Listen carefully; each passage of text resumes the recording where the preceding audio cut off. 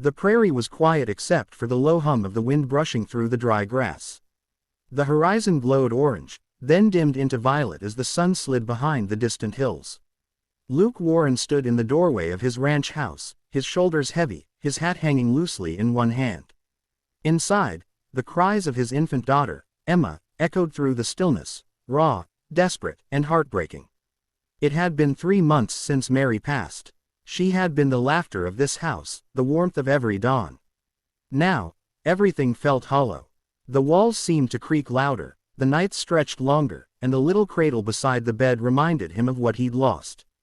Luke had been a rancher all his life, a man who knew how to mend fences, calm spooked horses, and work through droughts, but this tiny, wailing child was something he didn't know how to fix. He stepped inside, the floorboards groaning under his boots. "Hush now, sweetheart," he whispered, kneeling beside the cradle. Emma's face was red from crying, her tiny fists clenched in the air. Luke tried to rock the cradle gently, his rough hands awkward and uncertain. "I'm right here, darlin'. It's all right," she only cried louder. He sighed and reached for the bottle on the small table nearby. The milk inside had gone cold, and he cursed under his breath. He tried warming it near the fire, shaking it gently, hoping the baby would take it this time. When he offered it to her, she turned her head away, her sobs sharp and broken. "Please," Luke whispered, his voice trembling. "You've got to drink something, baby girl." Outside, the coyotes began to call to each other in the dark. The sound sent a shiver down Luke's spine. He sat heavily in the wooden chair beside the cradle and rubbed his eyes with the back of his hand.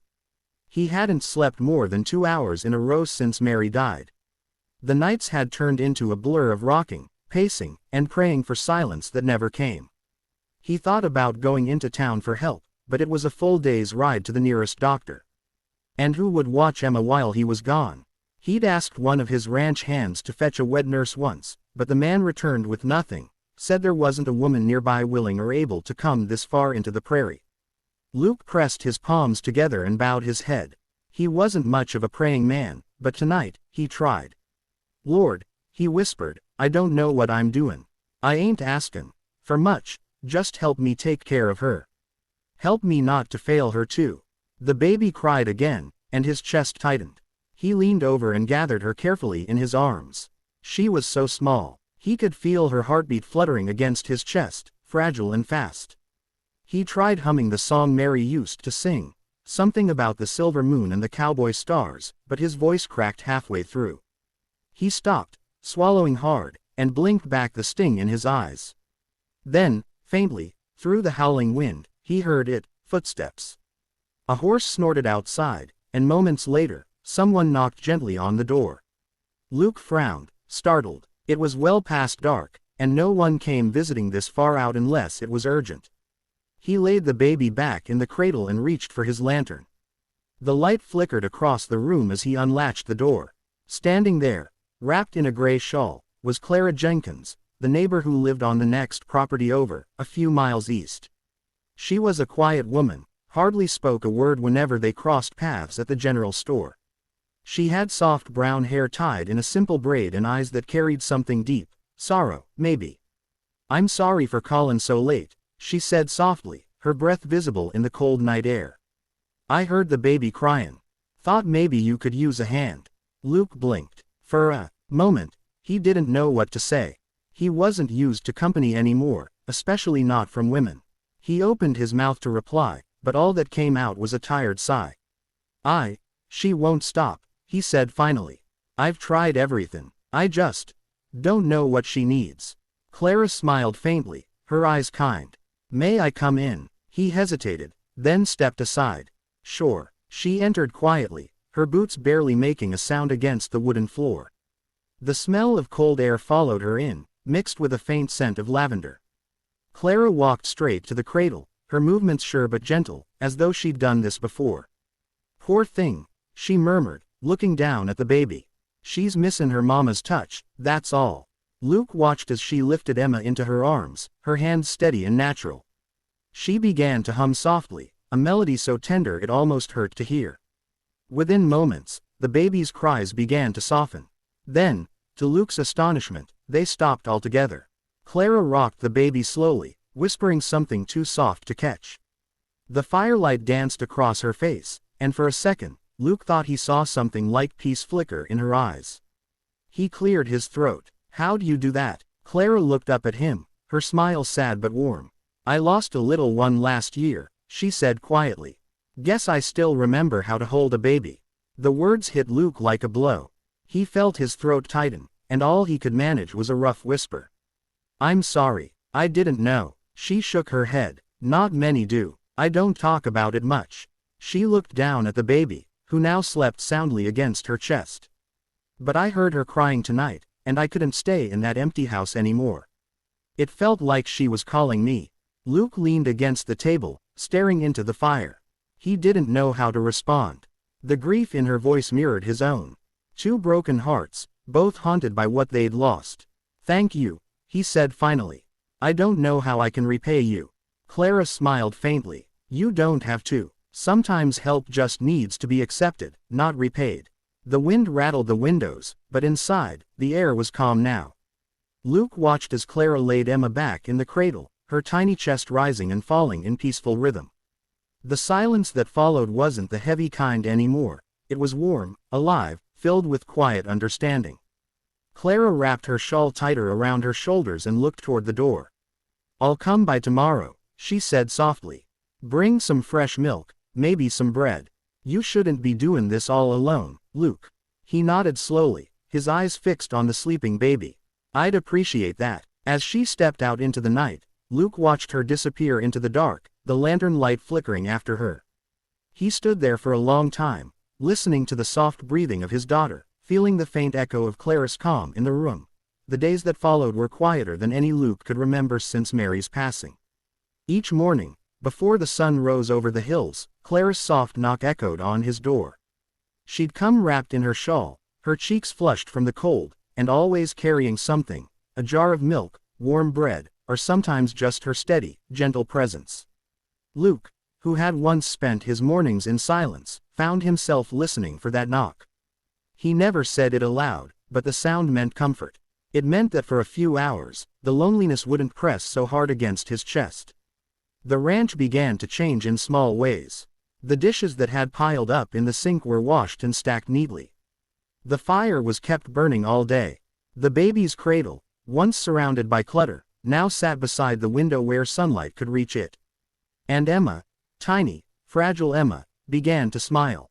Luke didn't notice it at first, but one afternoon, as Clara held her near the window, Emma let out a sound that wasn't a cry. It was small and soft, a giggle. Clara laughed, too, that light, musical kind of laugh that Luke hadn't heard in months. He froze where he stood, feeling a tightness in his throat. "She's got her mama's smile," he said quietly. Clara looked up, her eyes tender. "She's got her father's strength, too." He didn't know how to answer that. He simply nodded and busied himself with the fire, though his hands trembled slightly as he placed another log in the hearth. That night, after Clara left, Luke sat beside the sleeping baby, thinking about the way Clara had looked holding her. There had been a calm about her, a warmth that had settled over the room like sunlight spilling through clouds. He realized that the ache in his chest wasn't just grief anymore, it was something softer, something almost like hope. The next morning, Clara came earlier than usual. Snow had begun to fall during the night, coating the ground in a pale, quiet blanket. She brushed the flakes from her shawl as she stepped inside. "Cold out there," she said with a smile. Luke nodded toward the fire. "You can warm up here.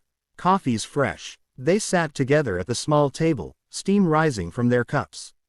The baby slept nearby, wrapped snugly in a quilt Clara had stitched herself from old fabric scraps. The flicker of the firelight danced on her tiny face.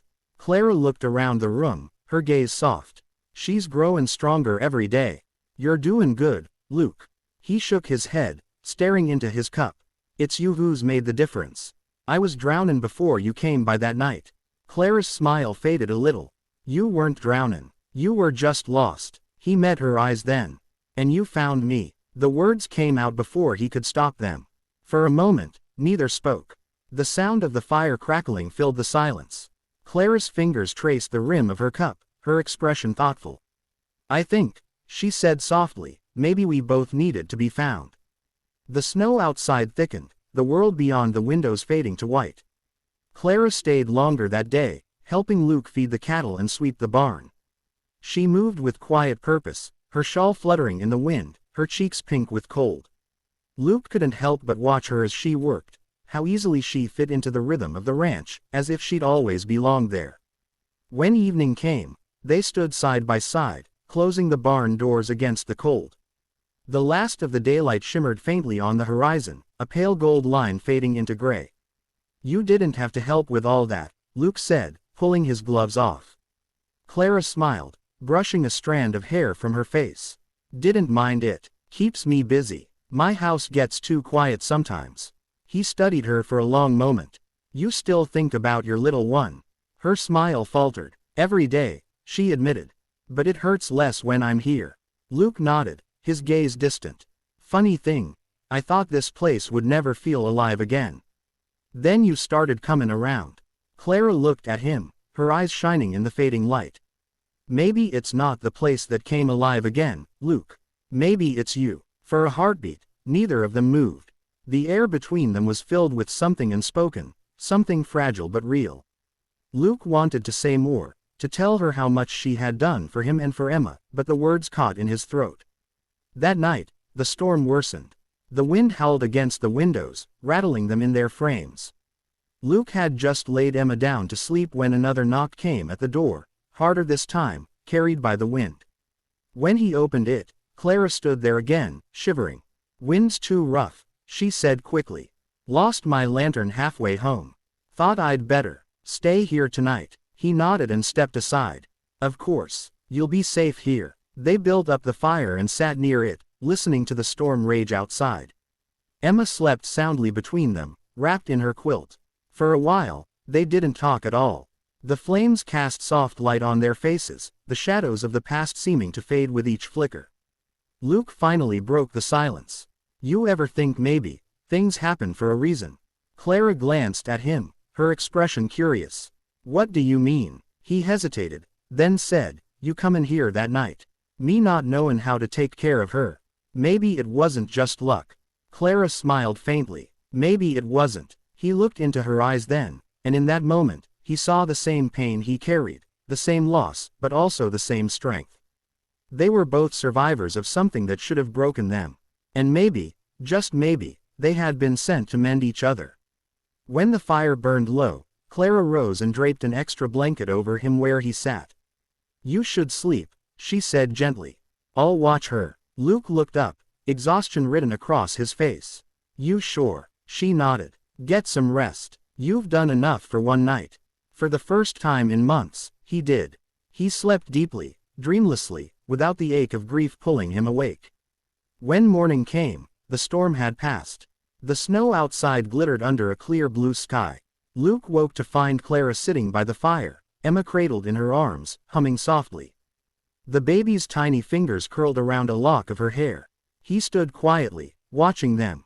There was something so natural about the sight, so peaceful, that it stirred something deep inside him. Clara looked up and smiled. She's still asleep, she whispered.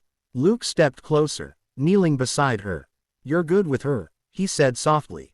Clara looked down at the baby and then back at him. She gives me a reason to smile again. He hesitated for a moment, then reached out, placing his calloused hand gently over hers. You've given me one too, he said. Their eyes met, and the silence that followed was full of understanding. There was no rush, no need for words. The house felt warm again, alive, not haunted by what had been lost, but glowing with what could still be found.